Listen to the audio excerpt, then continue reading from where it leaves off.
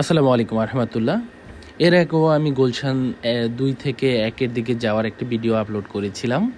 এই ভিডিওর মধ্যে আপনারা বেশ কিছু জিনিস জানতে পারবেন।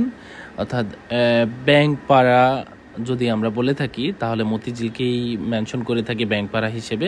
তবে বর্তমানে যদি ব্যাংকপাড়া বলে থাকি তাহলে গুলশানকেই বলতে হবে। কারণ গুলশানের প্রত্যেকটা বিল্ডিংয়ে অর্থাৎ কমার্শিয়াল যতটা বিল্ডিং আছে প্রত্যেকটা বিল্ডিংই রয়েছে ব্যাংক। কোনো বিল্ডিংয়ে দেখা যাচ্ছে ১টা, ২টা, ৩টা, ৪টা পর্যন্ত ব্যাংক রয়েছে। এমন কোনো কমার্শিয়াল বিল্ডিং নেই যে বিল্ডিংয়ে ব্যাংক নেই। এই হচ্ছে গুলশান ১-এর পরিস্থিতি।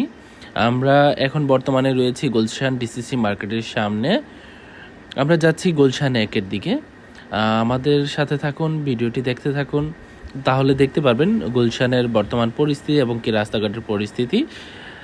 এই হচ্ছে গুলশান আজাদ মসজিদের সামনে। আমাদের ডান পাশে